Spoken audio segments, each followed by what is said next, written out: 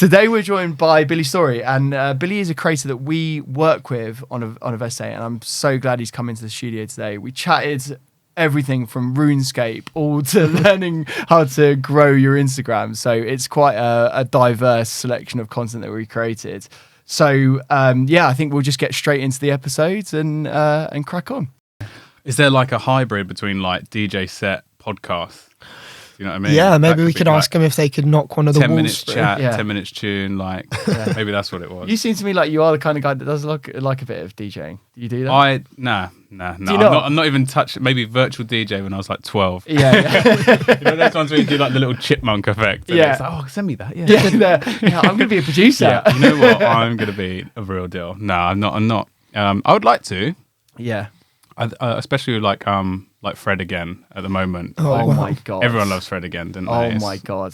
He's an absolute genius. Yeah, isn't we've he? been talking about him quite a lot, haven't we? Yeah. I've just been. Did you watch that thing with Zane Lowe? The video he did with him. I think I might have seen TikToks of it. Is that where he's doing like the demos? Yeah. You definitely saw TikToks of it. It's been yeah. ripped up, but it was like an hour-long chat that he had with him. Yeah, and then he's just like, let me try this out. Like, what the fuck is he doing? Like, he's actually making a song just there. Like I know. that. Yeah. I know. Genius. But he did that in the So Boiler Room cool. set, didn't he? He like literally copied the Boiler Room set. Yeah. I knew the guy that did the MC intro to that. So I found Fred again and that set through him. He put it on his story. He's like, oh, I introduced like Fred again like that. I was like, oh, let me see what this is. Yeah. Like left it on. I was like, wow. Like what a guy. Incredible. Yeah. He's come out of nowhere. Like he only started making music into like 2019, 2020. Did he? Yeah. Usually these people have like a 10-year background and then you think, they came out of nowhere, but they don't. But it sounds like Fred actually has not come out of nowhere, but he's blown up and is, I don't know how he's done it. I think It's he was unbelievable. producing stuff for other people. And then was started he? making stuff And I think he was doing stuff under different names as well. That's what I don't know how true that is, but I think he's like rebranded himself a couple of times. And that's where the name, I don't know how true this might be complete BS. And someone's told me in the smoking area, like the reason why his name's Fred again. That's the best source of intel. But it was apparently it's like, he was like, right, I need to rebrand. And it's like, fuck it, I'll just be Fred again. Like that. And then it's like, ding. And then that's why it's again. But that again, also again, might be again, complete again. bullshit. That isn't, No, might I be an think unreliable source. No, that But it makes sense. doesn't Yeah, it? it makes- I love his music though, and that Boiler Room. I don't know what it was about that Boiler Room, but that just propelled him into just absolute like. It's mad, isn't it? Yeah. It was a lot of variety in it, wasn't it? There was Yeah. like so many random samples. It's like, how's he just like link that with like a completely different track? Yeah, I think everyone appreciated that. Yeah. Had a bit of Skrillex in there for you, Jake. Skrillex is the Fortet stuff he's doing as Skrillex well. is coming back, isn't he? I saw he did like some like random Japanese set. Did you see that? No, not seen it. Yeah, apparently he just popped up in Japan like in a random club and just did a set. What kind of set was it? Like EDM. I think it was just like Classic. the video I saw was like the return of the EDM king. So like that. I was like, nah, he's the dubstep king. Let's bring that back. Yeah. Well, Jake's the biggest fan of dubstep I've ever seen in my life. I don't know about that. I think it was you. We used to drive home yeah. from university and Josh used to have a dubstep CD, didn't you, when we'd come home from CDs, mate. There we go, throw it back. Yeah. My connection with dubstep is like Call of Duty montages Yeah. on YouTube. Unreal. Like, Nice. yeah, that is like, I'll always remember those days. What an era. And that was 10 years ago. Modern Warfare 2 was 10 years ago. I know. That's insane. Modern isn't it? Warfare 2. Yeah. Because they've just remade it. So, Have they? yeah. Yeah, Well, that- as in there's a new version. Makes you feel old, doesn't it? You're like, oh. It does. That time though was just perfect. I put a lot of hours into Call of Duty. Too many hours. Like, do you remember how many how much time it actually was? Because mine was disgusting. Mine was like 45 days. Yeah, It was like, but you know what? I can justify that from like how my friendship group solidified through those lobbies. Do you know what I mean? Yeah, It's yeah. like we played so much Call of Duty, but even like one of my closest mates, we basically forged our friendship from Call of Duty. Like he sat behind me in form and I heard him talking about it and I was like, you play Call of Duty? And he's like, yeah. I was like, right, tonight, let's go. Do you know what I mean? And it was from that initial conversation. That was like the first thing I said to him. Yeah. You play Call of Duty? And now we're friends now, like Really? 12, Love that. 15 years later. Really? Have you got any digital friends that you met through Call of Duty? because like people that you've never met in real life. Because I had a very good friend all the way through university that I met online. Pen pal, yeah. I didn't know anything about him. Like obviously chatted to him, but like didn't know what he looked like. Didn't know anything like that, and got really close to him. And he became one of my best mates, and I've never met him in real life. Where's he from? He's from Newcastle, actually. Is it? Yeah. And he's like literally messaged me recently. He was like, Josh, like we should meet up. Like I'm coming down to London in January, so I might actually. Do you know what he looks like? Or I know what he looks like now. Instagram. I can't wait to watch this episode of Catfish. Yeah. Some bailiff knocks on the door. It's kind of reverse Catfish because I'm kind of expecting him to be like, you know, the standard Call of Duty player. So if he rocks up and he's, you know, a supermodel, then it'll be very different. It literally is reverse Catfish. Maybe that's the thing. Maybe that's the show that we should create. Reverse Catfish. Reverse Love Catfish. It. Yeah. 10-year game as well. You know, that's a patient man. Yeah. He's just like twiddling his thumbs until the day he finally meets you. Like one day it'll happen. Yeah. But no, never a virtual friend. I probably got like groomed too much on Habbo Hotel to like to even think about meeting someone. Fuck that. I never got into that, but RuneScape. You played RuneScape. RuneScape, there was a bit of grooming went on RuneScape. World of Warcraft, that was a bit of grooming. You got to do what you got to do for those free items. For that sapphire armor, you really got to fucking go for it. It's true. Yeah, ASL was going around a lot in those things. Yeah. Oh, fuck me, ASL was bad. We're all young teenagers sitting playing this awful game. Like you're not getting like lucky in RuneScape, that's for sure. No, and it's still around and it hasn't changed. It looks exactly the same as it was. I saw a trailer for it the other day. I was like, they haven't. What have they done? What have the devs actually done if it is the same? Yeah, people would love it. People like the basic graphics as well. They don't want them upgraded. Yeah. I think with RuneScape, that's one of the kind of selling factors. We needed it because you wanted to play it on every fucking laptop you possibly could, couldn't you? Yeah, I mean, was it browser? Browser, yeah. It was Java, wasn't it? That's JavaScript. Fucking hell! What a game! Such a good game. I had to sell my account. I sold my account in the end for about £50 at the time. I was like, I've absolutely banked it. I wonder if that's like peaked or if it's you probably worth 10 grand now. It's like Pokemon cards, isn't it? It's like, I made 20 quid off that. You like look on eBay, like £2,000. Yeah. Oh, yeah.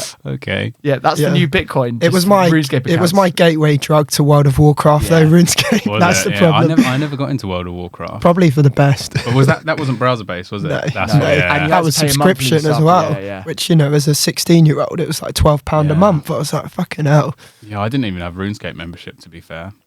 I can't remember. Did you have to pay for it? They had a free version and what did you have to pay for? Like, it was like £5 a month. What did you get though? You got access to more Dragon armor, more areas, stuff like that. Yeah. So it was. You could do PvP. You could play against other people on a free version. Yeah, RuneScape PvP was brutal. You lost all your stuff if you died. Yeah, it was cry. Yeah, you did. Going into, what was it called? The wilderness. The wilderness. PK'd in the wilderness. Yeah. Was it up north? Like you had to go north. Yeah. And you crossed over and you had all of those like wild beasts. Yeah. Oh fuck me. I literally did one of those things where I was like, I'm going. I was like, said to my mate, like, I'm going for it. I've got all my stuff. I'm going for it. You'd be tense. You'd be in like fight or flight. On your computer. And I went for it and I probably took like 10 meter steps into it and I was like, I can't do it. Yep. You've actually got to back it, didn't you? I remember, you'd actually like psych up. Like it's like doing a fucking personal like best at the gym or something. Yeah. Some people run marathons, some people go to the wilderness in RuneScape. Oh my God. I think we should just start it back up. Let's get everyone back on it. I tell you now, I bet there are loads of people that are on it now, just guilty pleasure, like secret. Play it, you wouldn't even know. Yeah, I bet there are closet RuneScape players. Yeah. Or even like low key at work. Like we had to work. I mean, grinding. I was grinding today at work. God, it's been such a tough day. Fucking hell, grinding. Jesus. Well, us lot seem to know a lot about it, so maybe we're those closet RuneScape players. Yeah, maybe we are. Yeah, I could totally see you getting into it. Jake picked World of Warcraft back up during lockdown. I thought I'd give it a little go. Yeah, I hadn't played it for 10 years. Thought I'd give it a little go again, and it didn't have the kind of dopamine rush that it gave me when I was like 16, to be honest with you. So I played it for a month, I think, maybe 6 weeks, and then kind of stopped. But it was fun though. We all needed something to do in lockdown, didn't we? For sure. Yeah, you did. It's so hard though to stop. Like that's the thing. Like for you, credit to you to like, because I would have just been able to. I would have just gone and got back into it and completely got addicted to it. You wouldn't be here right now, would you? Here right now, I'd be playing. You'd be football manager. Are you playing it now? Yeah, I am. Shit, yeah, fuck, guys, come on, let me concentrate. That's what we're football both manager. doing. I was gonna say, notice there's no cameras like aiming at the screen. Intentionally so. Yeah, we're just farming now. We're killing some chickens now. Grinding. That's what we do in our spare time. Yeah, it is just about knowing when to put it down, isn't it? Like I reinstalled Pokemon Go the other day as well, and that is like every bus journey I'm still like getting back on it. Like I'm like, no, I can't fall back into that trap. No. Like that took a lot of hours as well. Yeah. But that was like a different time as well. It was completely, wasn't it? But then also, like, I remember thinking Pokemon Go, I was just like, I'm never going to get to that level where those guys just play it 24/7. Like, I'm never going to be at that. That geezer with the bike, and he's got like 10 screens. Yeah. And it's just like, Oh wow, I don't even know how it works. Oh, do you not? Is that where you go around when you scan your phone and then there's Did you never play Pokemon? I never played it. No. Oh my god, you missed out. That was a good time. Is it too late? I think it is. Yeah, I think has that ship sailed? There was like this one period where it just started and boomed, and like you'd go to a park and you'd have like some old man.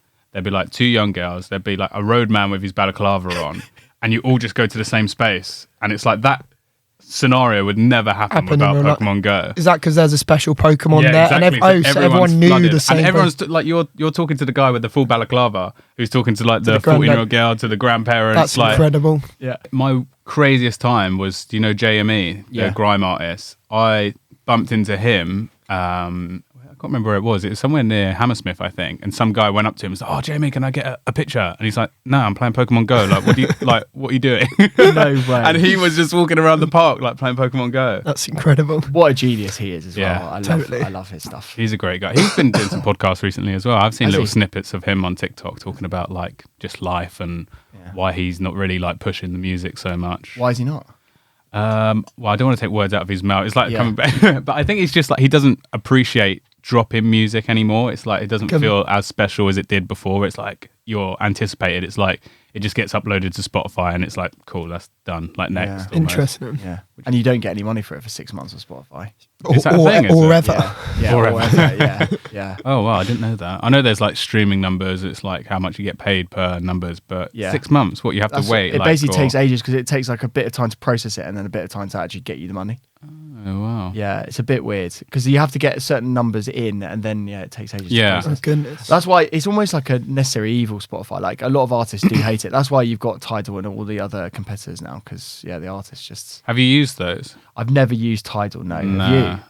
I downloaded it for like I think there was some episode or something of like an American rapper, and then I was like, cool, I never need to use this again. Yeah.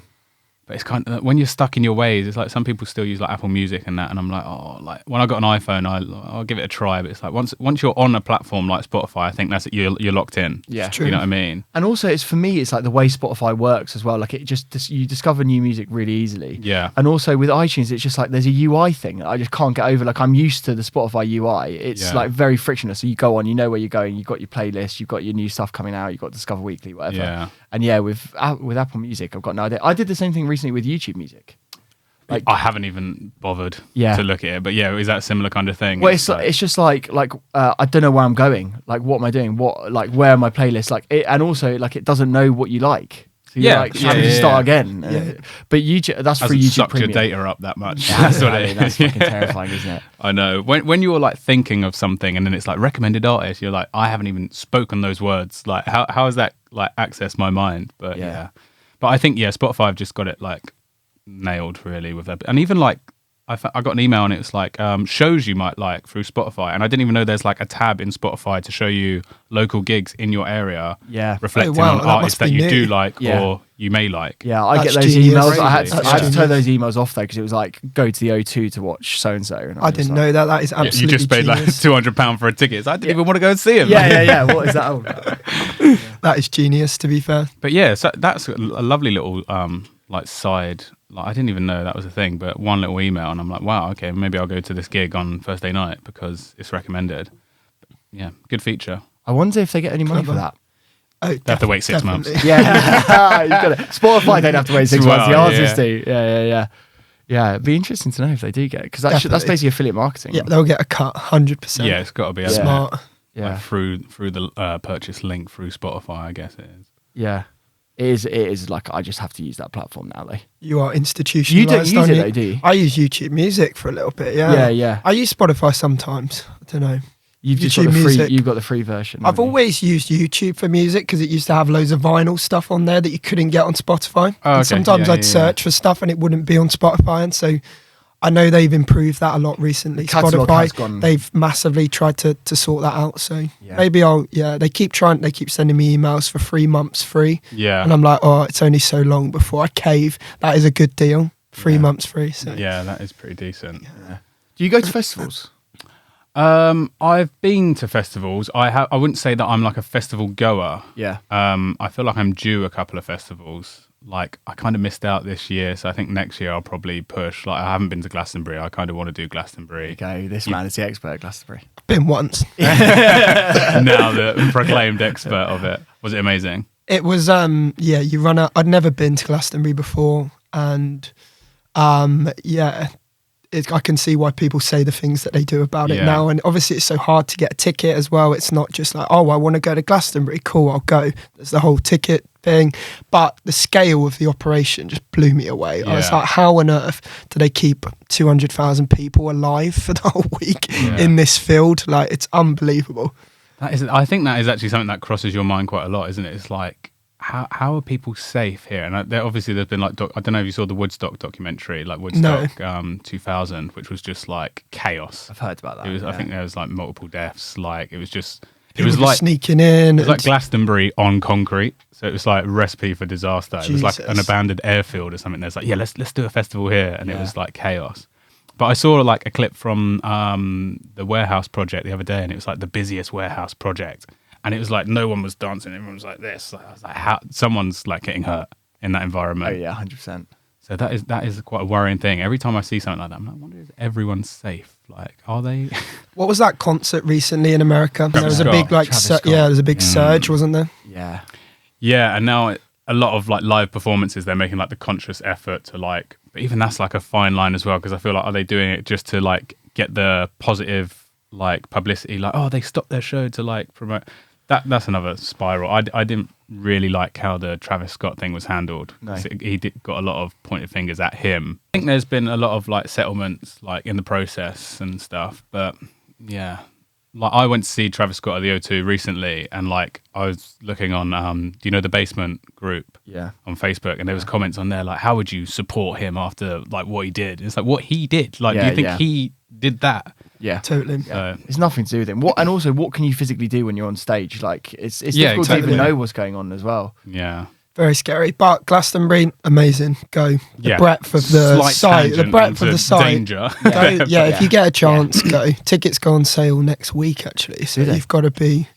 On it, next week. So I don't know if you've registered or... So pre-lockdown at the agency that I work for, there was like this one day, and I think this girl came in, she was like, right, it's Glasto Day. And then everyone was on it. And I was like, hang on, are we on the same IP? Like, is this going to work? I was like, right, I'm going mobile data, try and do it. But yeah, that is like crazy, isn't it? Everyone's logging in to get it. Yeah, you need about 8 devices probably to get in. Yeah. Maybe I'll give it a go then. I need to see is it something that you can go to on your own? Is it something that you need friends? Do you have to? I mean, you could go on your own. Yeah, you do have to camp, but you could do nicer camping if you want. I mean, you could stay nearby and drive in, but most people camp, I would say. And I don't know how you feel about camping. No, I'm all down for that. Yeah. Nice. Yeah, you just kind of have to get stuck in. You get the wet wipes, and you clean yourself, and you kind of just muck in. And if the weather's good, which it was for me, luckily, but I've heard about the muddy Glastonburys, and I'm like, oh, and the clips of like how the fun is that actually? I'm like, is that fun? And like, I think it would definitely destroy at least 50% of the fun if you went to a really fucking rained out Glastonbury, personally. And some people be like, no, it's fun. I'm like, nah, you're just lying to yourself. But some people do wild stuff at festivals just because they're like, just jump in a puddle of mud. Totally. It's like, we're at a festival. It's like, you don't have to do that. And you're not showering for 5 days as well after that. So you're in a puddle of mud and then you're dirty for 5 days. You already stink, and now you stink more. Like, What is that like? Does it absolutely just reek? Like the whole place just... Does it smell? I mean, the toilet blocks don't smell great by the end of it. I mean just when you're in the... No, you're out. No. People are, people cover themselves in more aftershave than usual. The baby wipes are surprisingly good. I don't think you give yourself 100% wash, let's say it, but you wash maybe the most important areas, First thing, let's just caveat this. First thing Jake did when he came back was like, I need a bath. I need a bath. I rang you. I was like, can you have a bath ready for me? So literally as I got in, the bath was ready. See, I would have gone pre-shower bath. Okay, fair. Did you not I bath went it? bath and then shower afterwards. Yeah, okay. but no, you're That is right. weird. A little. Yeah, you should. Maybe that you should. bath could have been filthy. Yeah, probably was. Could have been. It was. I had to disinfect It was. Yeah. Shit. Thinking times. back now, it's, I've done it all wrong. Yeah, I fucked it. Pre-shower. At the then last bath. minute, I fucked it. Right, I need to go for a shower, boys. Oh wow! So, But you tickets- went with people. Yeah, You had with a group. Yeah, of course. this is How the many thing. was there? In our group, it was with Glastonbury as well, because obviously, in an ideal world, you and all your friends would go, but you don't all get tickets, right? Yeah, exactly. You end up, most people that are there, I would say, have groups of, they'll know some people, and like you kind of have people that latch on that roughly know each other. So it's Yeah. very much everyone kind of just mucks in, to be honest with you. Unless you're very lucky and all of you and all of your friends all get tickets. Yeah, which I imagine is not the case. No. So Unless you when you're booking it, because how many tickets can you get? Can you only get one at a time? yeah, you can book. Oh, Yeah, wow. you can book as a group of 6. If you get through Okay. on the platform, you can. Yeah.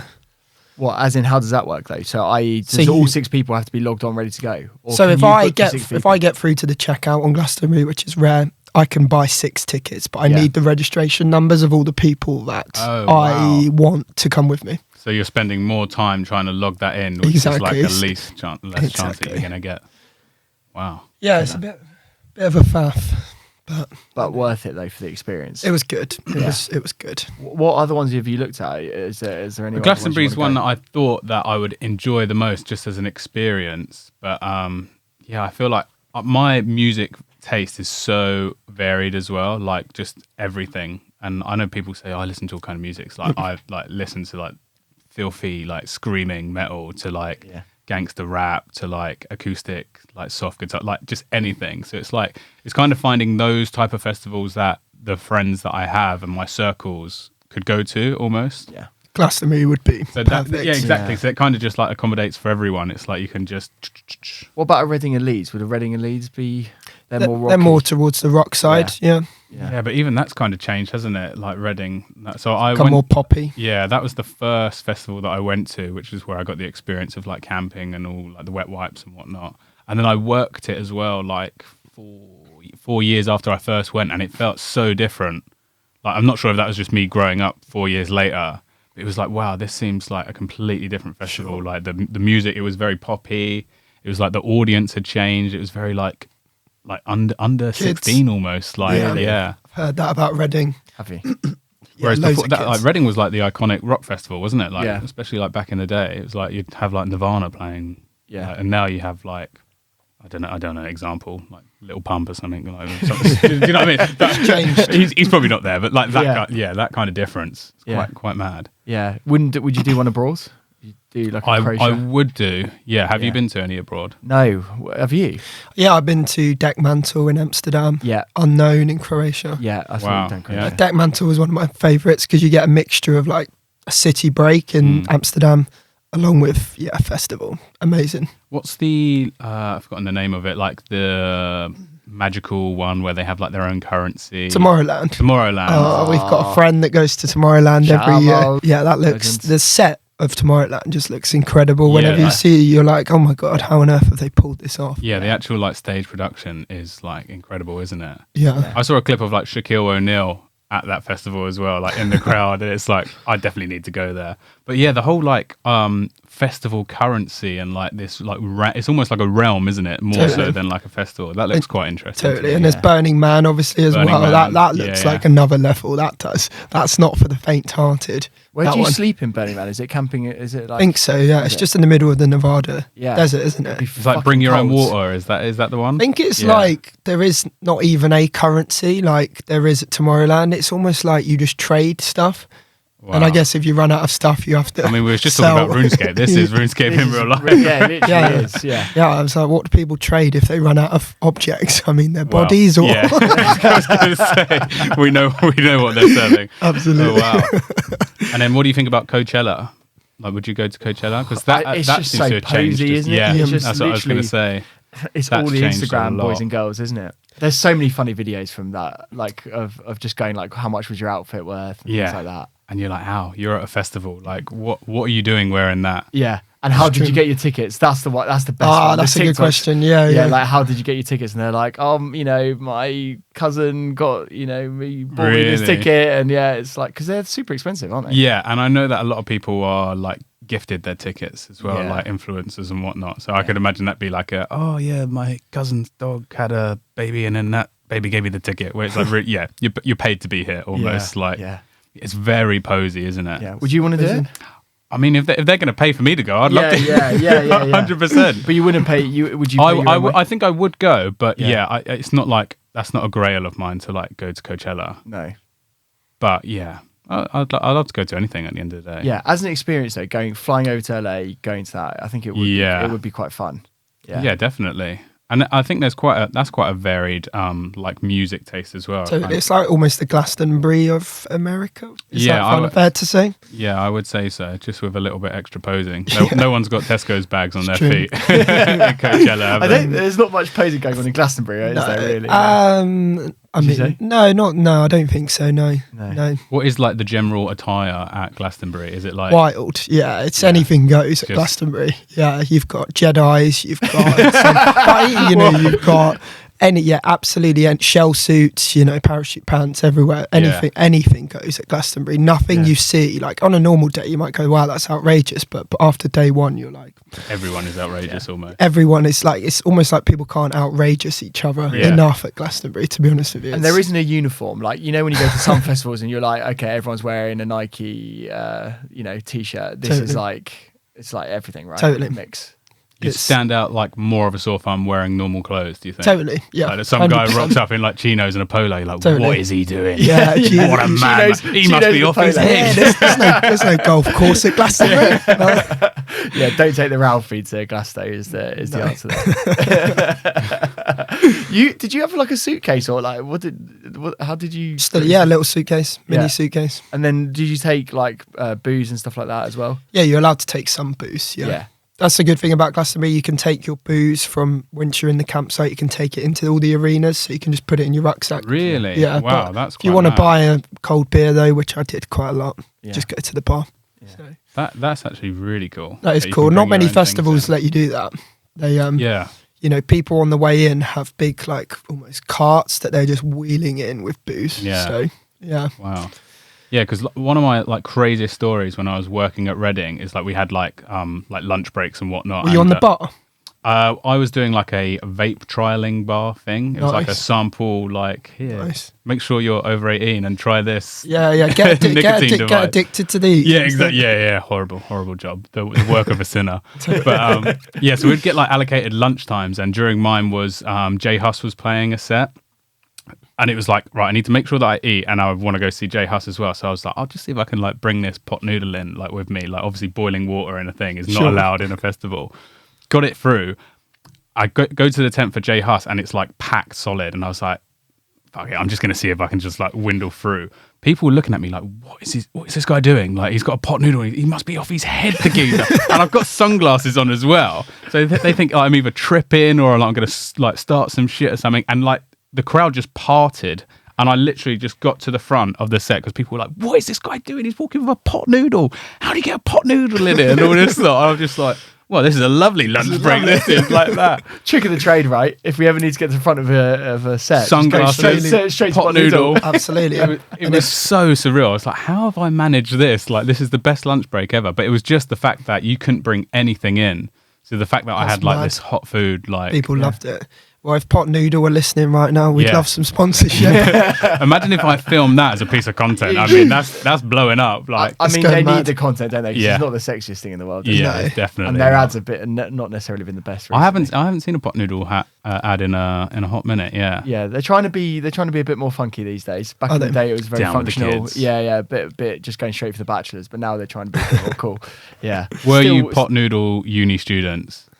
I think I did have a few pot noodles. Yeah. Did you? Did you? I had those 25p instant noodles. I mean, that's as good as. okay. But you put them in a saucepan, so I think that's a bit more sophisticated, right? Come on. There's a process. Can actually use an oven. So I really like a pot noodle. I think they taste great. Yeah, I had one recently actually, and there's a debate on how much water you should put in your pot noodle as well. Yeah. And a friend of mine, he said he come up with the best method or whatnot, and he made it, and I was like, you know what? Yeah, that's probably the best amount of water that you can put in for the taste. What? So, but there's a line. So you don't follow the fill line. That's a myth. Apparently, so where you go to then? How far off? You do not touch that fill line. That's far too much water. Apparently, is it? Yeah. You don't want to water down. That's a man that's had a lot of pot noodles. You do almost get like you do get like a soup at the bottom. If you do hit the fill line, you need to get that creamy. Sure. God, I never really obsessed over the noodles at uni. Like people did go crazy. I ate real food. Yeah. Did you go to uni? Yeah, I went to University of Southampton, but I was at the Winchester location, which is like the art school, Winchester School of Art. So it's not quite like as uni experience as you'd think it is. It's more of like going to an art school. Really? Yeah. But wasn't a pot noodle kid, no. But my diet was horrendous at uni. I was talking about it recently. Like, I would say my go-to meal was a quote-unquote salad, but it was like a quiche, like pork pies, party sausages, and then some leaves. Okay, I was going to say there's no salad. And then that's what I'm having a salad today. I'm being good. It was just processed like woefulness that you find next to beige. And what was Southampton like? What was it like as a city? Like were you? It's a good night out. Yeah, Southampton. But we was at like the quaint like town of Winchester, which is very like completely different to what I was used to growing up in like West London. Like bit of a shock to the system almost. Yeah. So did you commute? Yeah. So we'd either get the train or we'd get a bus to Southampton for our nights out. We wouldn't really go. We had like our own union, but it was like nothing compared to the Southampton union. Almost, it was like a calf. Yeah. Having to commute for that, like when I was at Loughborough for a while, and having to commute into Nottingham was like just totally not worth it. Luckily, the SU in Loughborough is great. Yeah, but like, just a vibe killer, was it? Well, it's just long. It's like 20 minutes on the bus. Like, you know, you're not like. But to be fair, people were drinking on the bus and stuff, right? You still were having a good laugh, and you were with all your student mates and stuff. You get on the bus. Yeah. But it's like you got to do that, and then you got to think, right? Then I've got to get home as well, and the buses stop and the rest of it. And so it's just, and this is pre-Uber as well. Some of these kids have got it easy now. It's like wherever they end up, it's like right, cool. Yeah, straight on it. But that wasn't worth it. And they were all going to Nottingham, so that was what, like for me, it was like then we, because we met at Nottingham. So Josh thought I'll just move uni. Yeah, I don't like the That's what happened. Well, no, I weirdly I went to these bus journeys. Yeah, fuck the buses. It was 20 minutes. You having a lot. What did you study? Did you study graphic design? Graphic arts. Okay. So it's like a broader term, and I like specialised in illustration. Yeah. But yeah, so coming off of like the BS at art school, like one of like the first semester, I think it was, we had to like do a PowerPoint presentation about like what kind of art you want to do and all this stuff and what you don't like as well. Okay. And my do not like slide was like a picture of a blank canvas and someone's like face like staring at it amazed. And I was like, I don't like bullshit art. Brave thing to say and not. And then my close friend at the time was like smirking like that, and the tutor's gone, so what part of this do you think's bullshit?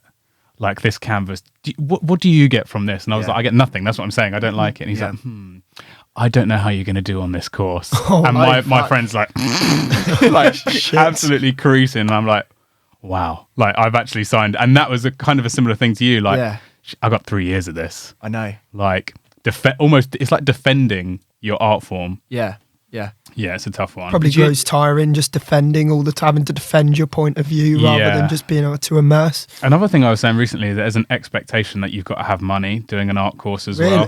So I had a lot of like critiques with my tutor, and it'd be like, well, why don't you do this kind of thing? And it's like, well, because I'm broke. Like that's why I can't do that. So my final major project was about like sneakers and streetwear, actually, funny enough. And he's like, I'd love for you to like rent out a shop. And I was like, rent out a shop? I was like, I'm eating pot noodles. Yeah, I'm choosing. Like, what He's you like, want? it'd be great if you like rented out a shop and did all of this. I was like, I can't do that. So I've already paid $3 $3,000 a year for this. Come on, help me out. You know? Even just the materials. Like, I remember, like for me, it was paints. It was like I was going to say, Like, honestly, you could spend hundreds. Like, one thing of paint is probably 30, 40 quid. Jeez. Yeah. So you just fucked, and you're using like if for white, you use white all the time, right? You're using one of those pretty much every painting. Like you could get through at least a half it every painting. So it's just art school is actually so no one ever expensive. says that as well. Yeah. Like no one ever says like. And we had it with like we'd have to print things out, and it's like right, so you've designed an A1 poster, you've got to get that fully printed out in color. It's like well, that's 50 quid. Yeah. Oh, I printed it wrong. There's an error. There's a typo. Yeah. Again, like it's expensive. That. It racks up so much. And that is like you say, not a lot of people actually Hidden talk costs. about how expensive art courses are compared to just like a normal course. Yeah. Do you regret it? Like looking back now, would you do it? Would you have done things differently? So, I probably wouldn't have. To be fair, I feel like you your guys' episode about uni. It shapes you as a person. You learn more about yourself and how to like communicate with people more so than your actual craft or lesson that you're learning. Yeah. So no, I don't think you can ever. Well, I mean, some people can regret it. I don't regret it. No. Would you do a different subject if you went again? I don't know. I probably wouldn't. No, that's cool. Even though I don't actually do illustration now. I spent 3 years illustrating. I finished my degree and I was like, right, there's no money in illustrating. I'm not going to be an illustrator. But it was just learning like how to be creative with yourself and almost like what else can you do? Do you know what I mean? Yeah. So then how did you get the motion design knowledge? Like how did that work? So I had like a little sprinkle of motion at uni, not enough to say that like I could do motion design, but then I had experience using motion software during like Call of Duty days, like we were saying, because I was making YouTube Call of Duty videos when I was like 13. I didn't know you were making the montages. Yeah, exactly. Were you? Yeah, Were you sniping? Yeah, I was one hell of a sniper. Here we go. How funny is that? Like people say that gaming isn't useful. Right, and that is. We've already just heard him making friends out of it as well. Yeah. Technical knowledge. Yeah. So quite mad actually. So it was almost like I still had some of those basic skills in like editing and like motion design and that from that. And that was exactly like people say, oh, you're sitting at home playing like Call of Duty all day. But even then I was thinking, how can I make like this creative? Sure. How can I like do something with it? Yeah. So those 45 days spent on that game. It was worth it. There's so many different jobs that come out of that Call of Duty though. Like especially now. Yeah, like people, you could do YouTube, you could do editing, you could do motion design, like you could you could even be like a producer, script writer, like all of those things. You could get the knowledge out of doing those games. Big time. Like, I think every time I see my brother, like no matter where we're doing, what we're doing, he always goes like, oh, I wish we'd stuck at YouTube. Like, I wish we like you'd see like KSI's fighting, and you're like, oh, that could have been you, Bill. Why didn't you stick it out? Like, what I think it was like a combination of like schoolwork. My mum obviously wasn't impressed with me playing Call of Duty all day, so she was like, you need to focus on your studies. Yeah. Cost as well. At that time, it was like HD capture cards were needed, and I couldn't afford one of those. It's like all of these things added up. It's like I couldn't really have done it, but I could have done it. Yeah. Do you know what I mean? Soon. Yeah.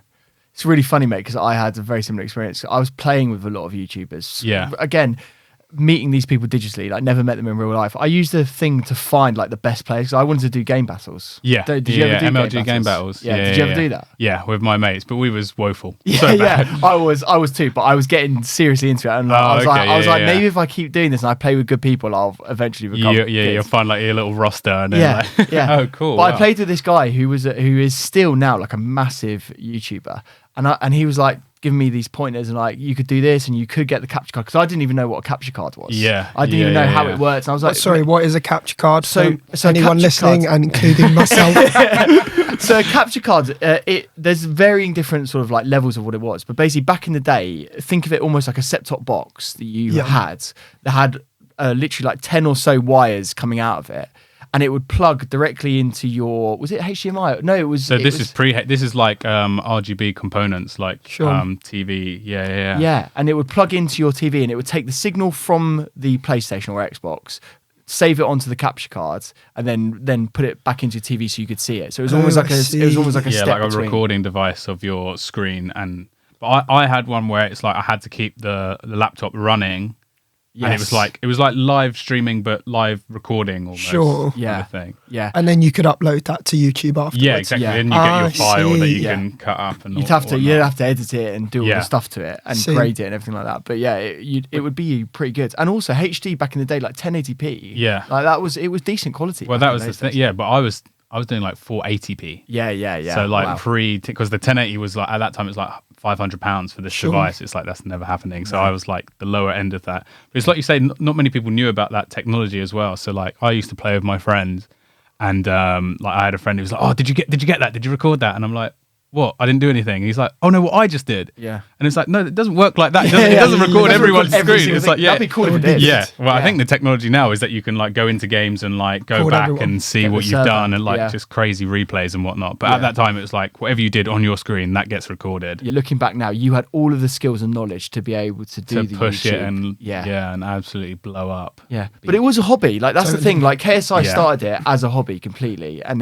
it wasn't making any money, and he was Yeah. just doing it for a laugh. Yeah, he opened the packs, didn't he? Yeah, Is that what he exactly. started doing? The You know? ultimate team packs, on And people just FIFA. loved his reaction. Yeah, like, it 'cause was- he was yeah. so outrageous. Yeah, he was doing Call of Duty as well. Was and it? Yeah, way back. How many videos did you make? Did you say you made some montages? Probably like 50 videos. Oh, wow. Yeah, so Do they still exist?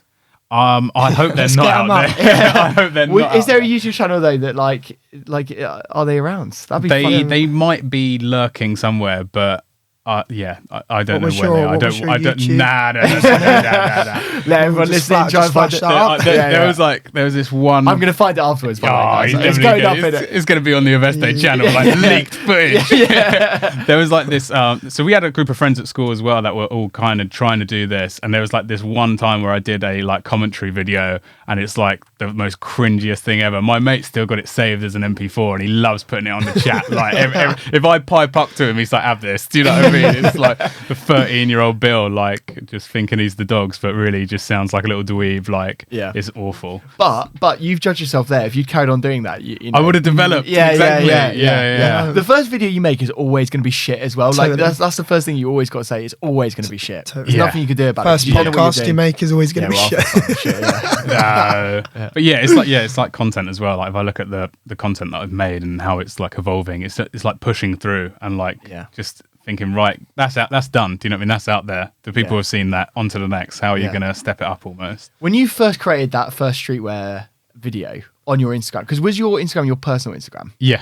Yeah. Yeah. So when you first uploaded that sort of like more like formal content where you're actually like showing off some streetwear, were people like, what are you doing? Or was it like, Yeah. But it was like pre-video as well. It was like the first like streetwear like posy shot that I uploaded. And that's something, because I think why a lot of people don't do like content creation is like the fear of what other people think. Totally. So like you say, coming from a personal Instagram to uploading this pic, like what's Bill posing like that for? Like what's he doing? Why does this look like it's on purpose? Yeah. Almost compared to like a selfie. And or was like, it on purpose? Was there one day where you just went, right, I'm going to turn my Instagram account into a fashion account? Or was it like a conscious decision? It was like so I think it must have been during lockdown. So it's only been like a couple of years almost. And it was just like, I'd always thought I'd wanted to do it, but I'd never backed myself to do it almost. And during lockdown, I was like still buying clothes and like trainers, things that I enjoyed, but it's like they were just sat there. I wasn't going out anywhere. And then I was like, I might just do it. I might just like give it a go and just actually justify spending money on clothes and shoes at a time where I wasn't wearing them. Yeah. And I was like, maybe, and it was also like just not being creative during lockdown, not actually expressing myself in any way, because I'm quite like a people person as well. So like me going into the office is like, I'm bubbly, I'm talking to people, I'm like just chatting shit most of the time. But it was like having that reduced, and it's like, how can I still put me out there without me being out there almost? So yeah, it was just like, I was like, I'm just gonna do it, see what happens. And then obviously people were like, what are you doing, Bill? Like, what is that? Yeah, that's the thing. Like a lot of people, what they do is they separate it. They have like this sort of like public persona profile. That you hope your friends never find out about. It's true. Yeah. I was just like, but then it was also a time where you wasn't putting up photos on Instagram anyway. Yeah, because you wasn't doing anything. It's true. Yeah. So it was like a kind of a shift, but also like, do I actually need a personal Instagram anyway? And even now I think like, do I actually need to put things on Instagram that are personal? And I think I probably should do it more, so that like my somewhat audience actually knows me as a person. Yeah.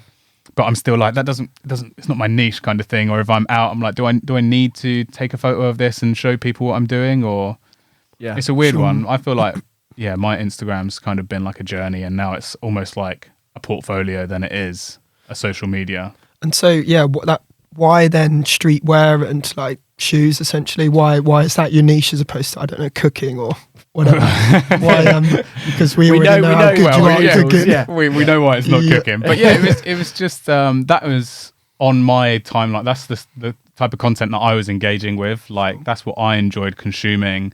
That's something that I thought I could put out there at a standard that people would enjoy. Sure. And yeah, like I say, justifying like buying clothes and trainers. Because I always feel like if you buy an item and you want to get its use out, if you wear it once and you're like what was the point in that? Whereas I can see it like I wore it once and I made a piece of content from it, which is that justification of buying new things, consuming. Yeah. Because big time consumeraholic. Like I need to tell myself no sometimes. Yeah, I hate it. But I love it. Yeah. Would you have said that if lockdown hadn't happened, would that not have been the push? Like, yeah, would you reckon you still would have done it or not? I don't think I probably wouldn't have, to be honest with you. Yeah, really? I really needed something, and it was just like a random scenario. It's like, right, I need to do something, so that's how it came about. But I probably wouldn't have. That's quite a scary thought as well. It is mental. We could probably say the same thing. Yeah, about investing. Yeah. Probably wouldn't have happened. It wouldn't, because came there's from too many distractions in life, isn't there? That is it. Yeah, that is it. You're actually consumed by like daily life, and it was like that lockdown was that pause almost. Yeah, and so many people took it for granted. Yeah, like, 100%. I know it's awful to say, but it was a good thing. Like I think that period of time where you could reflect, like kind of figure, and that's why so many people now have like left their jobs and doing something either completely different, or they've realised they were unhappy but were just pushing through. So it's like you guys said, you must have been distracted by your everyday lives, and it's like you had that pause moment. You was like, what do we actually want to do? And then that's what I'm assuming Aveste came from. Well, yeah, it's a big reset in general, wasn't it? It was like that moment where so many people just had a thing where they were just like, what do I want to do? Like, I think we always, we were quite entrepreneurial anyway. Like, we always knew that we wanted to do something. and because we luckily we lived together, so we were constantly sort of thinking about what we wanted to do and chatting about stuff. And we never really had a lot of really in-depth business conversations. No, we had a few just crappy business ideas that we'd throw about every now and then over dinner. We're still going to create a dating app. I was going to say, any pending? Or? Dating app. We want to make a size guide app for Shopify. I think there's others as well. What was the dating app? What was the unique element of the dating app? Well, this is very private, information. Okay, well, no, I'm joking. The genesis of it is that we think we can provide more data to people to actually make informed decisions about connections and relationships. So i.e., rather than just going onto Hinge and putting up your shit quotes, your 3 quotes, and doing your voice notes where you think you're the dog to bollocks. If you actually gave people a questionnaire and then took that information and ran it against a scientific study to say, why are people together long term? Okay. Do you see what I mean? Like, do a study like a matchmaking like service. Married at First Sight, the app. Exactly. Well, there you go. We'll get Paul down. Paul Brunson down. Yeah, I fucking love to have Paul as the face of the brand. So would I. Yeah, you would. We love that. Paul. Yeah, Paul's one of your favourite people in the whole world, I would say. He's cool, isn't he?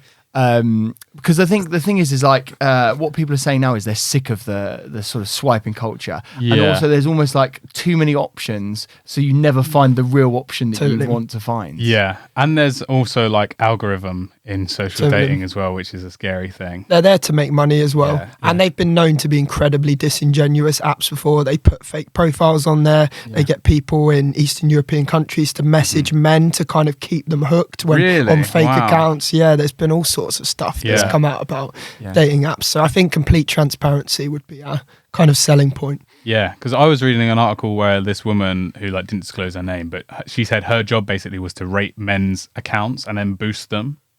Wow. Yeah. It's super interesting. There is also, I'm sure that they've never publicly come out and said this, but I'm sure this is the case, where they give you a rating out of 10 based on how many likes you get. Must of course, be. It must be a grading system. Because then they want to put the attractive people with the attractive people and vice versa. Like, that's how sad it actually is. Yeah, because that's how it works. It makes it like, if you're showing off your app, you're like, look at all the variety in our app. It's like all these like beautiful men. But it's like, that's not the reality. Like, yeah. I saw a really scary stat recently where it was like 30% of men that go on Tinder never get a match ever. Yeah, crazy. So no wonder that they're having to sort of like artificially do this. Yeah, it's because women are far more choosier, and they should be, because they have, the kind of sexual expectation of carrying children and stuff like that. So it's just why women are choosier. There's so much we could talk it. about dating apps for a whole. Maybe we should do a podcast on dating apps. You've got to do an episode. Yeah, 100%. We'll get you back on, mate. Get you back on. My idea for a dating app, which I think is a good idea, is that it should like limit. It's kind of like Be Real meets dating, where you only have like a limited amount of time to speak. Love it. And then it's like, right, you need to meet up in person. That's a good idea. Every time that I've given advice on people dating on dating apps, not that I'm an expert, but it's like, I always say, why don't you just go meet them? Yeah. Like, why are you I've been speaking to this guy for 3 weeks. It's like, it's too long. It's too long. Yeah. Just be like, hey, how are you? These are our interests. Cool. Let's grab a coffee. Let's meet up. Yeah. That's a good idea. And maybe the pictures as well have to be within the moment. So it's not like these all filtered pictures. It's like, here's me. Go. Now I'm chatting to you. Bang. Done. Yeah. Easy. Or so if you log into the app, you have to take a photo of yourself at that time. Yeah. You can't put anything. Would people use it like because it's so staged and so sort of pruned almost, like your public image on that app is so sort of secure? Would people actively want to do that? It's a CV, isn't it? It would be so. I think it would accommodate the extroverts more so. Yeah. True. And maybe it would start to go down that path where it's only people that back themselves to take a photo at that time. Yeah. But a great idea. It is a great idea. And also, what I like about that is as well is you actually go and have conversations with people. What I always like to do is voice note or talk to someone as soon as you can, because text messaging is it's pointless. You can't get the level of like information that you need in that period of time. Like even if you were speaking to someone on text for 3 weeks, do you really know them? No, of course I don't not. think you do. Yeah. Whereas if you had an hour-long phone call, you would know someone way more. Even just a phone call, let alone a meeting. Yeah, so true. And even that's how like we started talking as well. I remember he was like, "What's your number?" I pick up the phone. I was like, "What?"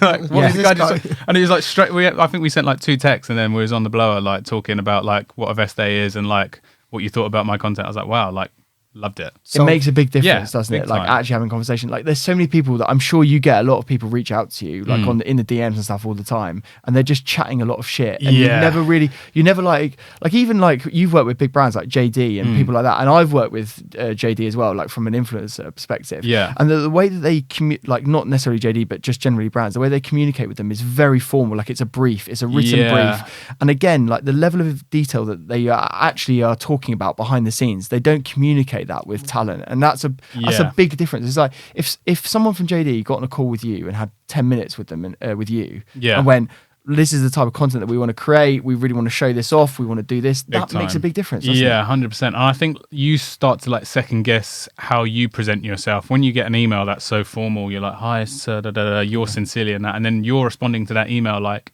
oh, do I have to speak like that? Where it's like normally I'd be like, sick brief, mate. Like, can't wait to knock this out the park. Yeah, like that. Like you second guess, and just then that's more human. And also all the people at these agencies, like at your agency, all of these people, young people, consume exactly. content in the same way we are, talking in the same way we are. Like, why does it have to be a super formal thing? Because they're obviously like being told like this is how you write that, or like well, you're at work. Exactly. You're at work. You're representing us as a brand. This is how you need to conduct yourself. But like you say, they are just like young people who would speak how we speak. Yeah.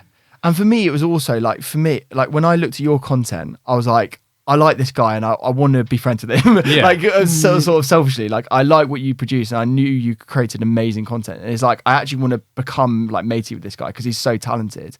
It's like, we always try and surround ourselves with people that are super like talented, super interesting. Yeah. And with you, it was like, I know this guy's going to be amazing. Like I know we're cute, but it's also like, I knew like the retailers that we work with were like, they'd love to get content from you. Do you know what I mean? Like, and they weren't getting content like that from anyone else. And also like a lot of other brands, like massive brands, are not working with content creators in the same way that we produce content. Do you know what I mean? Like it's unique to you. It's using your own sort of style and your own tone and the way you create things. And it's using why people follow you for those reasons. Like, I'm sure you've got briefs before where it's like, do this, do that, use this hashtag, you know, it has to be like this. And you're like, fucking hell. Yeah, like, and I had one recently, and I actually like declined something recently because I was like, that's not the content that I do. Like, it's like, oh, hi, we love your content. We want you to use our product to do this. And it's like, well, why did you say that you love my content then? Because this isn't my kind of content. Yeah, like, and they obviously haven't looked at it. Yeah, and I feel like some brands as well, like, look too much into numbers.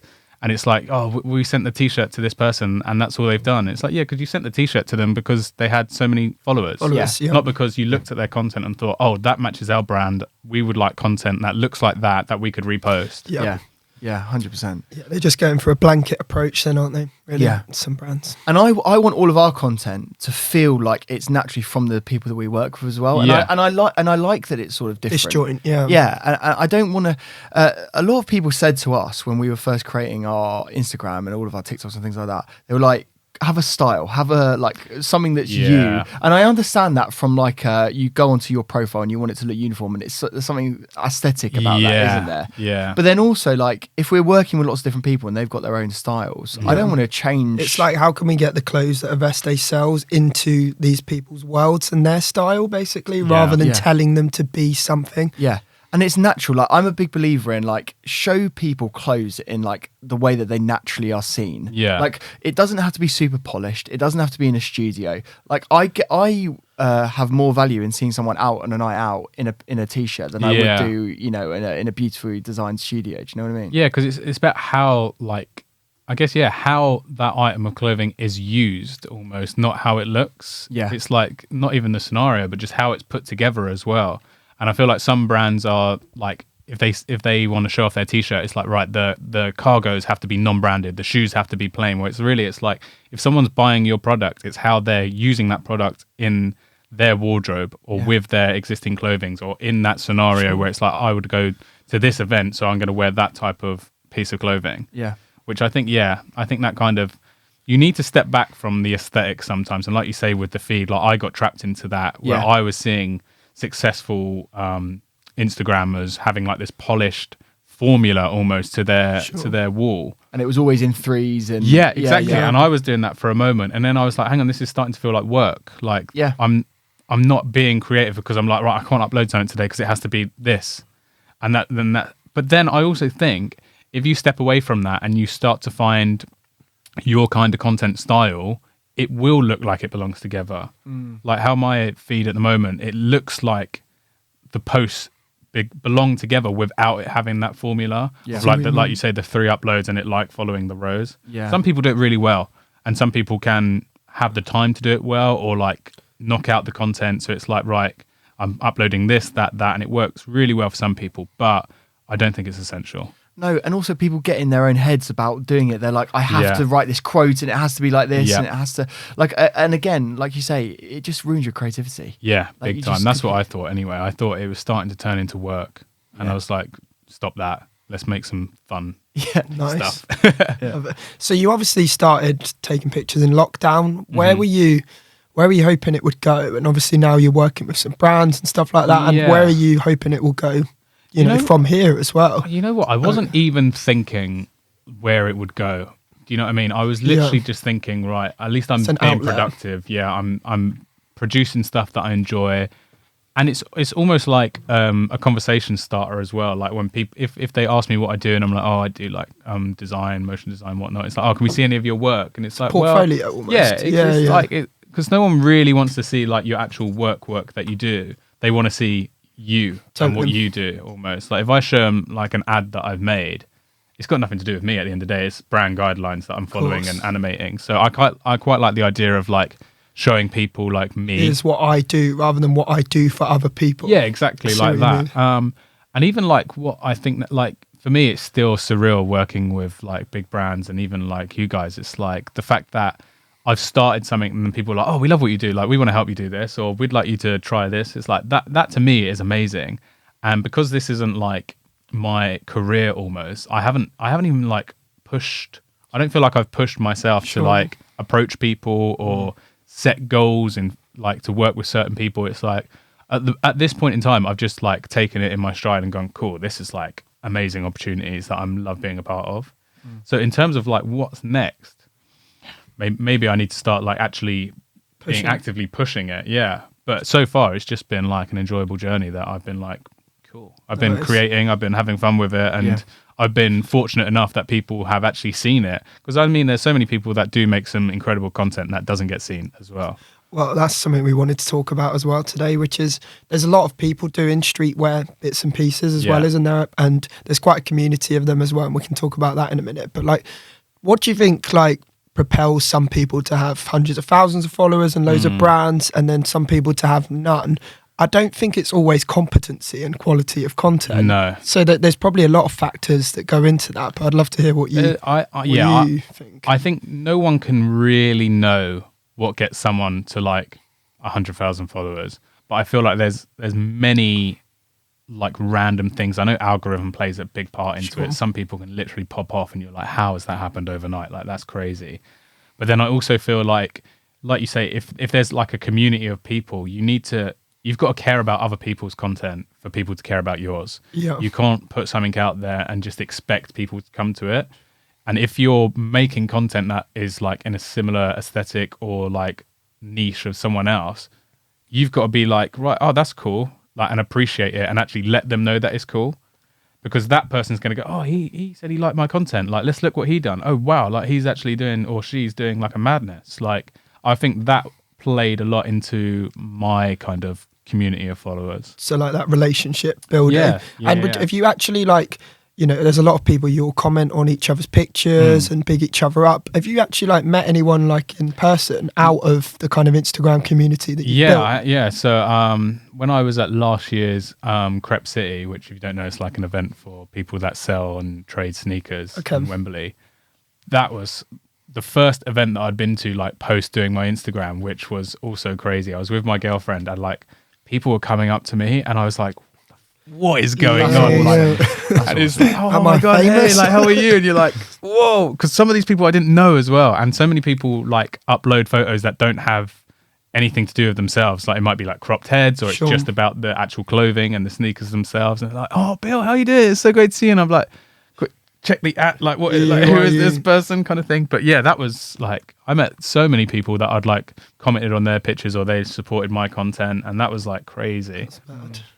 But not so it's like not even intentionally meeting people, but it was like because that is like my niche and that was a place where everyone was coming together to share like their thoughts and feelings on like sneakers and style and whatnot. It was just like, wow, like these are actually real people that you're commenting on, like saying your outfit looks sick here, man, like, or love what you've done with this, like real, like I'm gonna try and do something like that. Yeah.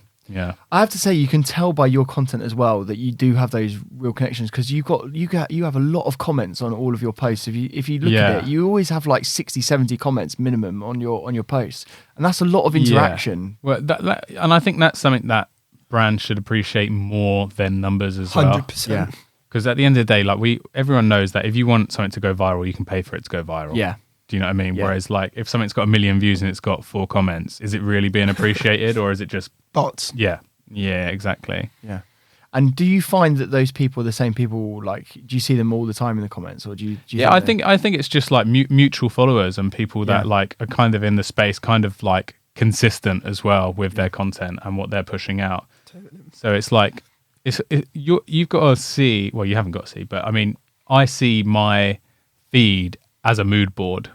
So I'm following people that inspire me, that are like producing similar content, it's all good to swipe, but at the end of the day, if you want to interact with that person's going to come back to you.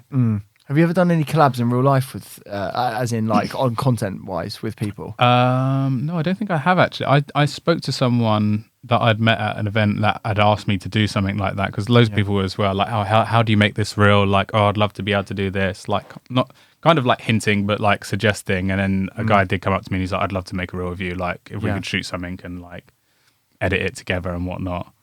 I haven't. But yeah, I'll be very open to. That'd be good to do, actually, wouldn't it? I mean, a lot of people love the content, and it would be interesting to get your style on their page. You know what I mean? Like they could take some learnings for that. So cool. And then someone was recently asking me if I'd do a course for like how to make reels, and I was like, that's something that I'd never thought of, but that kind of makes sense as well. It's a really smart idea. Yeah. definitely. Because I'd say your content is like technically of a higher standard than a lot of people in terms of the hours that have to go into making that, as opposed to, I'm not discrediting anyone that just kind of films their sneakers on their bed or whatever, but you know, what you do takes a lot longer. But clearly time that goes into video doesn't always translate into most views, so there's clearly something else going on there, isn't it? I don't know what it is. How have you found it recently with reels and viewership and things like that? We love reels, don't we? Yeah. Well, for me personally, reels have like not been getting the traction that they once done. Right. And it can be very disheartening to be like spending so much time on a piece of content and it like flopping, and then you'll spend like nothing on, like, I think my most viewed is like this simple transition that took me 10 minutes and I was like, I need to just get something out there. Absolutely popped off. And I was like, how is that like gone like mad, but something that I'll spend ages on hasn't. But it's also like, you've got to step back and be like, you're not doing it for numbers. No. You're not doing it for views. And that, like I say, this is like my creative output. So I always need to take a step back and go, it doesn't actually matter. You shouldn't value the quality of your work by the metrics, but it's hard not to sometimes, isn't it? Really, it's also non-logical. That's the worst thing. And it changes. The logic of what might get you views or likes will change. So I think just that consistency and churning stuff out to a degree, not such that you're spending hours and hours on stuff, is probably the best as well. Like, you know, reels take you a while to knock up, don't they, Josh? And I'd love to ask you how long the reel takes you to make, generally. I feel like I am too picky sometimes at what's going up. And the thing is, I can spend like 5 hours on a reel and not upload it because I'm like, you know what, I don't like it. Sure. So it's that as well. I've never been like a churner with my page, which it probably is a disadvantage to me. Like if I was posting There's like a balance, right? every 2 days or whatnot.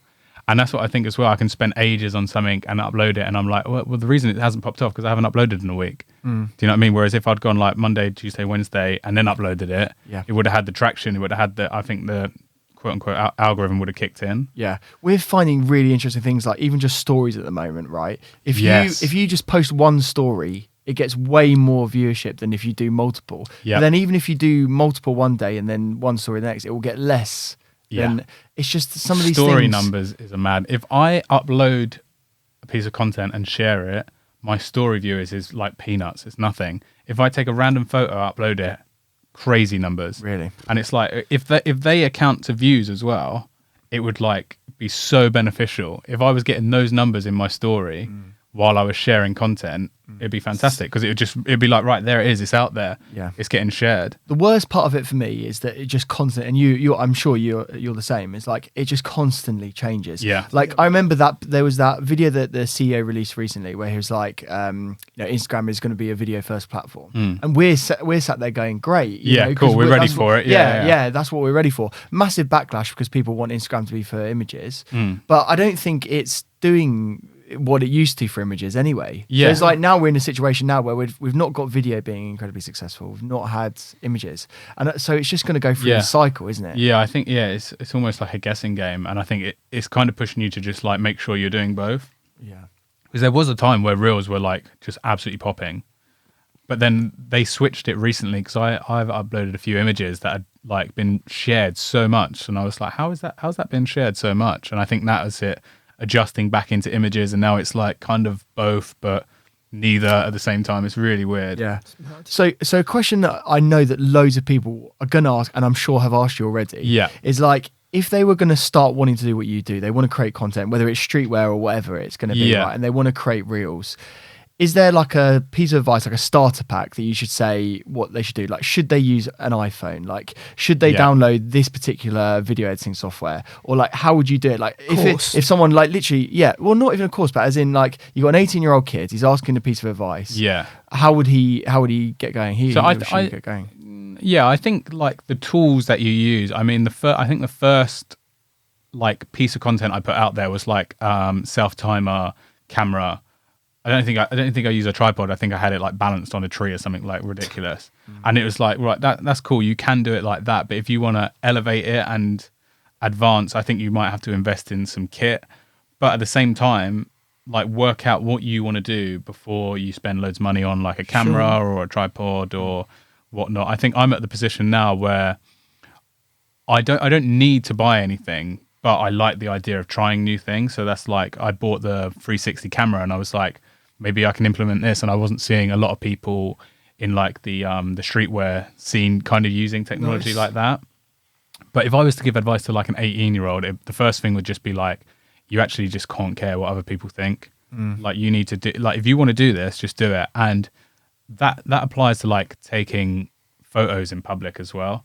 Like so many people are going to look at you if you're taking a photo in the street and going like, what is he doing? Like, what a knob. Like, he thinks he's like that good that he's taking photos, when obviously people don't understand like what you're trying to do or what you're doing. Yeah, just what you're trying to do. So you've got to get past that hurdle first, I think, of just not caring. So that self-consciousness has just got to die, which is not easy, right, for people. Which I think is two things as well. It's doing it in the real life and then getting the knockoff online as well. Like as soon as, like I say, like the first time I uploaded something, people were messaging me like, what are you doing? Like posing like this.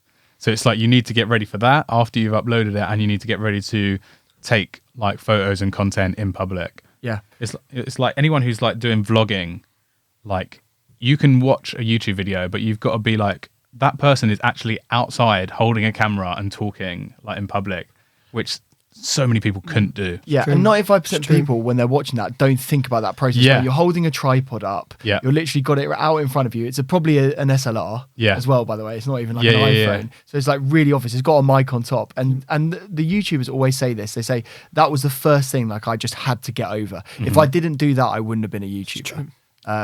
So it's just scary, isn't it? Yeah, and I had recently I was picking up some trainers from Selfridges, and I was using my 360 camera, which so many people aren't aware films everything.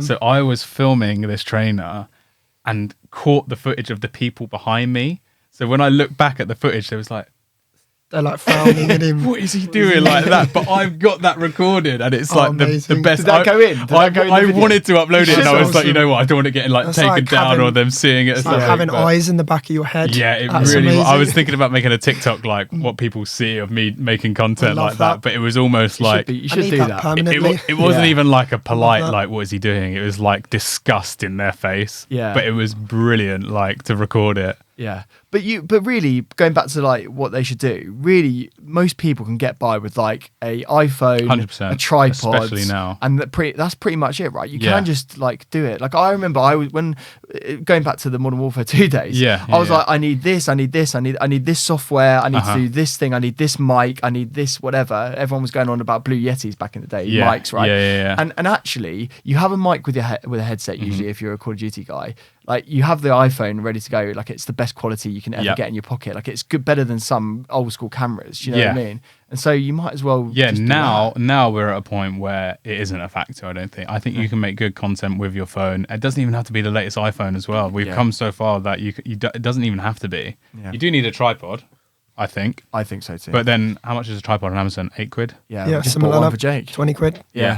Yeah, peanuts, really. If you want to do it as well, and you've always got to invest in your craft, whatever you're doing, no matter what you do or how much you earn, anything towards bettering your craft is needed. And so many people don't do that as well, I feel like. Yeah, but 20 quid's tripod, 20 quid mic even. Yep.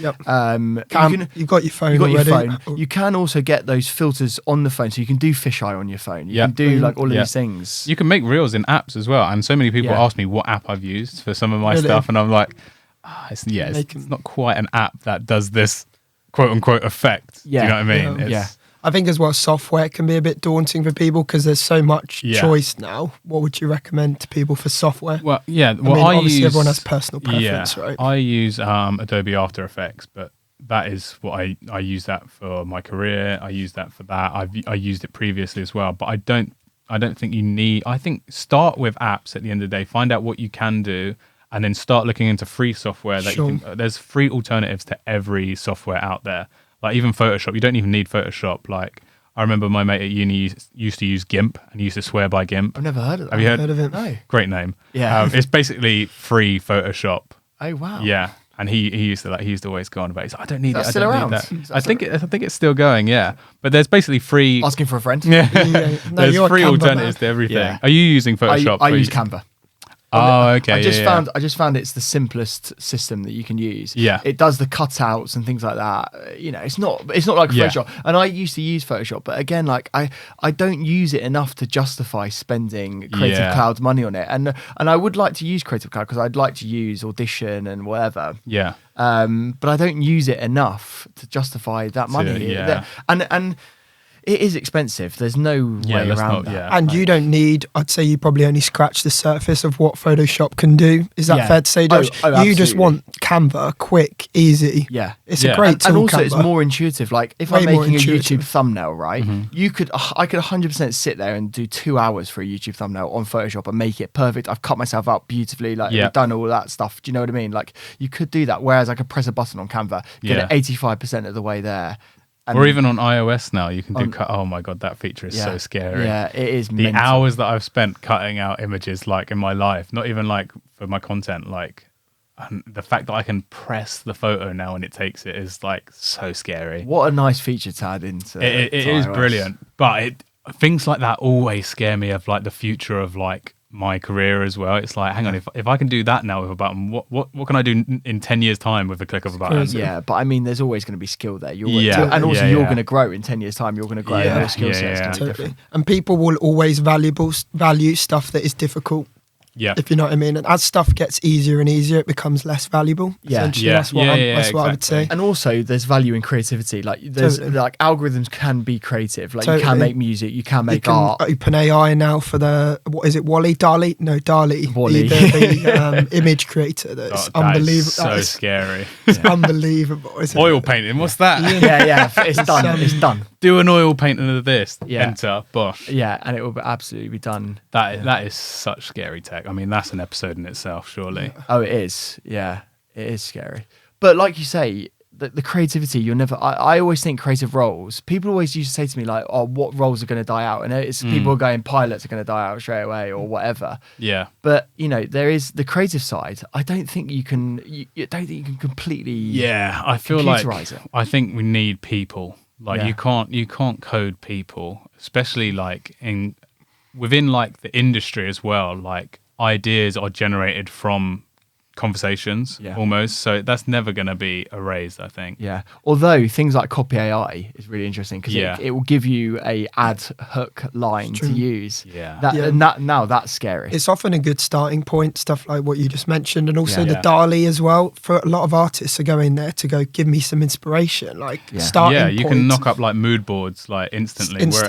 You're like, draw me a podcast studio in Picasso style, and you're like, bang. The craziest can lean into that. You can lean into that, like you say. You can use that as source material to then go and create something else, and that's a skill that you never. I think that's a great use for it. And I was talking about this recently as well, like going into a briefing and discussing like the clients asked for this. It's like, right, the clients asked for that. Let's pop it in here, see what we get, and then go from there. Interesting. So it's a great way as a starting point, and creating mood boards. Are they using it in work? Yeah. That's unbelievable. I'd never thought they would do that. Yeah, it's just a great way of getting ideas or just putting your ideas in an image as well. If you thought before you'd have to like say an idea and then sketch it out. Yeah, and think about it. Boom, this is what I think. Or the fact that you can just type that in now and go. Is that making us lazy? Is that going to diminish creativity, do you think? I think it could do. It could do. Because I could do that job now. Yeah. I could be the person that comes up with the proof of concept. Yeah. You could, possibly. But then what I've learned from like so many people that I've worked with is like their resource catalog in their head. So whereas you might be able to say like, oh, this is my idea, I've typed it in here. It's like getting that idea from seeing an ad 5 years ago or a poster 10 years ago that you can just flick off like that. That's something that I don't think anyone can do. And some of the best creatives that I've worked with have this ridiculous library in their head, and they're like, oh my God, this is like that BBC advert that I saw in '97. And you're like, how? That's unbelievable. Like, what? How is that stuck in there? Yeah. And I think those are like, you're never going to be able to replace that. Apart from maybe there's an AI hard drive that just accesses it. I think about it. Yeah. I suppose then for the future of content creators, you're going to have to become ever more creative. You're going to have to contend with this whole AI generated stuff. we're thinking it from a marketing point of view. Josh and I are like, where's this gonna go? I think consumers are becoming ever more savvy to just kind of bullshit content just being rammed down them. So yeah, I wonder where you think things are going to go in the next year or two. One thing off the top of my head, I think we need to show people more value of the stuff that they're going to buy, especially with the economic uncertainty at the minute, which I don't think we do enough of.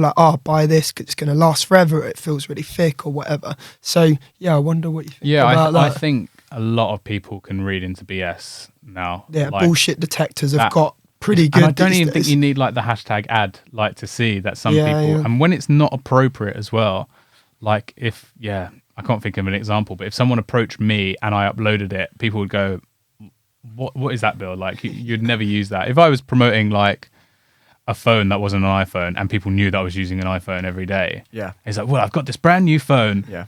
Have you seen the Huawei tweets recently? Which is they make phones, and they've been on Twitter. They just do a tweet, a natural tweet, going buy this new phone, and it'll be posted using an iPhone.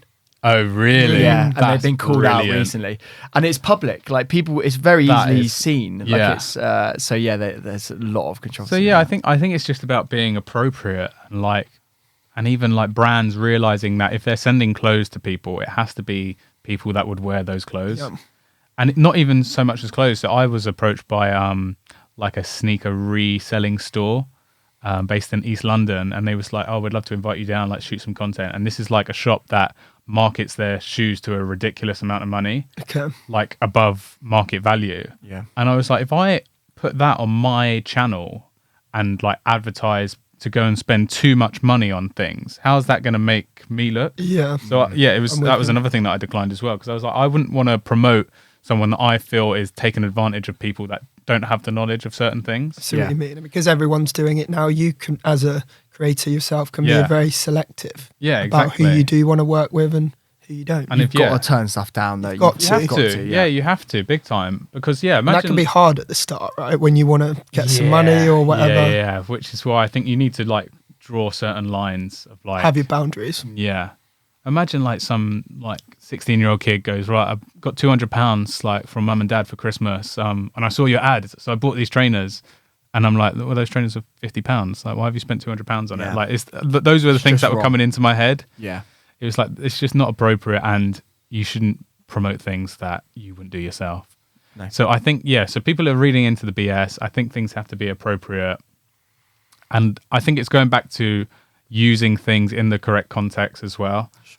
If someone sends you a product, it's not about just taking a photo of it on the bed. It's how are you actually going to use that product? Yeah. Showing the utility, I think, to the consumer. Time. But I think what is a struggle is... Which is hard, though. Yeah. Unless you want to do a documentary about your new jumper. It's how do you convey that in a fashionable way as well without making a full-scale advert for it? It's tough, isn't it? It is a tough one. It is bloody tough. tough. And I think what you guys talk about as well is quality and substance to actual items, which is something that's even harder to get across, because it's you can't just give it to someone and go, look, feel this. I'm not just chatting. This is a really good quality garment. So that's also another thing. For us, it's it's always show rather than tell. I don't want to tell you that it's a quality garment. I want to show you in whatever way I can. So whether that's close-up images or physically showing the product being made or things like that. There's ways to convey it in a way that you're not just going me saying this is a quality t-shirt. Yeah. You don't that doesn't convey any meaning, does it? Really? Yeah, exactly. So it's how do I do that? How do I show you that? And that's the beauty of the content. That's why there is value in content creation. Yeah. You especially fit as well. I know you guys are very big on fit. It's seeing someone that's not in a studio wearing this piece, they haven't got a clip behind it to make it look like it fits better. Yeah, it's real world, and I think that's more shown in video as well. Totally. Because obviously you can Photoshop a photo and make your arms look bigger in a certain t-shirt or something. Not that I've seen many muscle fit t-shirts on a vest day, but maybe we're missing a trick. Yeah, maybe we are. Maybe we're missing. Where's that vest category, boys? Where? Yeah. Well, the clue's in the name, isn't it? We've got to get it somehow. A vest, eh? Yeah. So I think that. I mean, that could be an April Fool's ad. Let's just put that one out. Best day. Well, everyone, let's forget that. Let's forget that until April. No one come back to one-stop shop for vests. Yeah. Have you thought about putting video on a vest day in viewing the products? So this is a perpetual I know issue. that is hard as well. It's a perpetual issue for web developers. So Jake, so at the minute we obviously don't take any of our own product imagery. It's purely just imported from their stores, and so obviously there's a inconsistency in that as well, which is not ideal. But we're just starting out. I think we would love to take all of our own images to have that consistency, and then accompany it with video. That would be the goal, I suppose. But to do that, we would need to get all the products sent to us, take all the pictures, send it back. So right now, no, but it would help sell. From a website perspective, though, does it really screw up the SEO process, the load process, like anything like that? Videos can be done. Video's fine. Really? Yeah. You don't load it unless someone wants to look at it. You don't just load it onto the page until someone scrolls to it. It's called lazy loading. Love that. So. And also, I think another thing is like 3D scanning. Like, I was using this app recently where you just like take loads of photos of it, and then you've got the 3D model. Sure. Does it put it onto you like the garment or anything like that? No, but that's something that would be amazing, wouldn't it? Imagine if you could like import yourself. It'd be unreal. As well. I tell you, Pokemon Go should, as a side product of their product, they should almost build that in and then sell the data. Yeah, that would be a good way of them. Wow, money. Fucking hell! Maybe they already do. Maybe they already do. There's a lot of brands that do something, and then you find out that their business model is actually built off of like a side piece of doing that. Capture, the capture boxes. Yeah, that was genius. If you've ever listened to the podcast about that, when you translate the letters and you write what they are, that was because the New York Times wanted all of their old newspapers turned into digital format. Oh, okay. And so Google basically used that as a way of verifying security and then selling the data back to the New York Times. It's crazy. Isn't that the guy that thought that up? Absolutely. And then now they're doing it with image recognition as well. Like that's why you have to guess where the bridge is and where the car is. Because it's all image. Exactly. And they're doing it for Google Maps or AI cars as well, isn't it? Yeah. It all has a secondary purpose. Genius. Data is money. Yeah, data is crazy. Money. But I would love on the 3D model point. I would love to get 3D models on the site and to do it in an effective way so that you could see contextually how big it was compared to other things. That would be really good. I think it would be amazing, but I think at the moment it's early doors, isn't it, for 3D scanning and web. Yeah.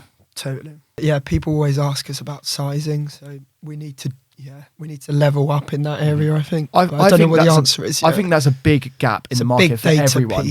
Where it's like, if you can show this t-shirt is going to fit you in this way, you'd solve the online shopping issue. Yeah. Because that is a massive problem. I thought ASOS had started it and then stopped. I remember seeing something where they would have like 20 models wearing that one garment in that one size. Oh, really? And I think it was like you click medium and it would open a spreadsheet almost of 20 different people, all shapes and sizes, wearing that. And it would tell you their height, their weight. Yeah, exactly. Yeah. Wow, and okay. I think they might have used, I'm not sure, but I think they might have used it as a publicity stunt, like, look what we're doing, and then never did it again. Oh, wow.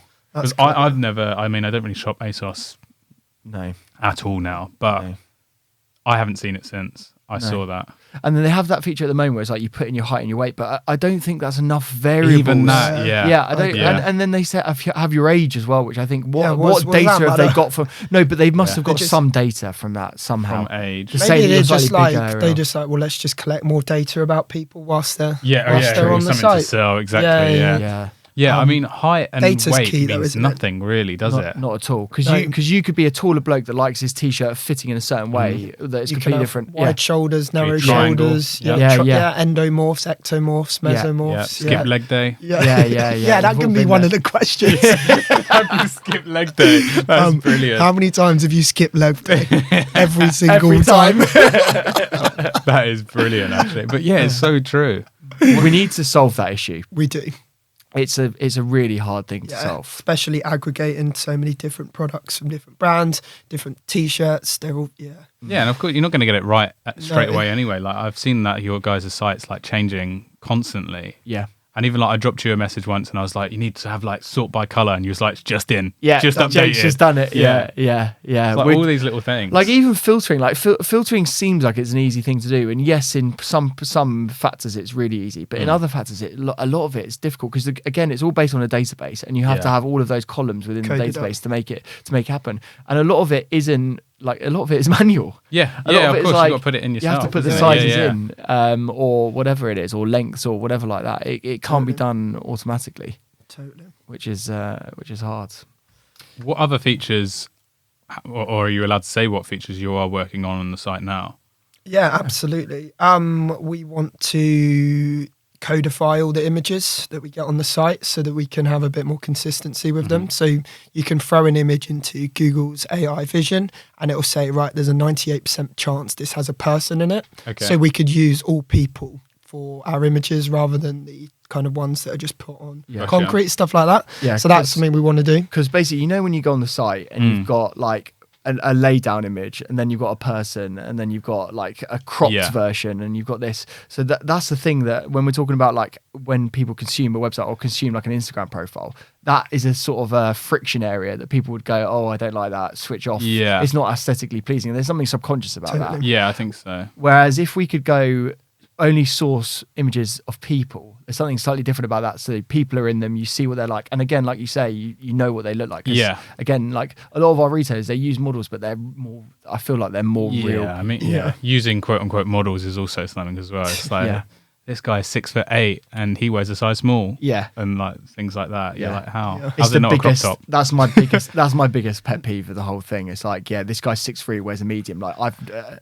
Never wear a medium in my life. I'd say, have you ever ordered anything online and been like, right, when this turns up, I know it's going to fit me? There's always that bit of fear, isn't it? When it arrives and you're like... It's something that's ridiculously hard to achieve because even like with brands, like they'll have inconsistencies in their own garments. So if they've designed a certain garment, why does that have to be the same size as another garment almost? We'll solve it, maybe. Yeah. Someday. Yeah. It is scary. But I like the idea of like seeing like, here's the brand's images with the models. Here's like the product shots themselves. And then here's like content. Here's people in the real world using it. Like to be able to see that, I think. With the data of all of those people as well. He is 6'2" and skips leg day. Yeah.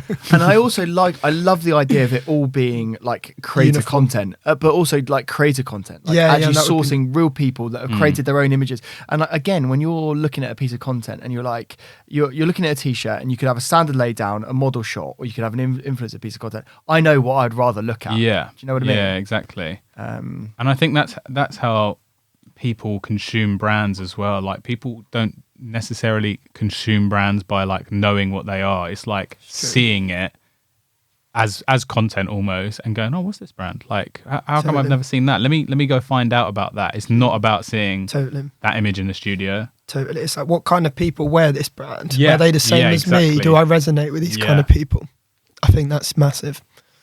We just wrap it up and say, where can people find you on the internet, Billy? And obviously your address as well.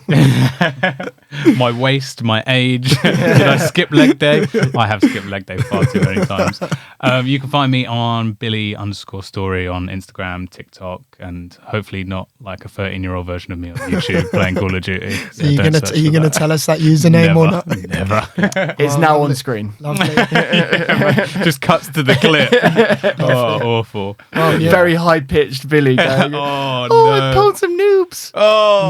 It makes me cringe so much. This has been fun. It's been amazing, guys. Thank you so much for Thanks having me for coming on. And, loving your guys' journey. Thanks so much. This isn't gonna be the last time you do one of these with us, mate. Sorry, you're gonna have to come back and do we'll have to charge you because you'll have 1 million followers next time we want you on. I'd be happy to come down anytime and chip into any conversation. So excellent. Love it, mate. Thanks so much. Cheers. Thank you.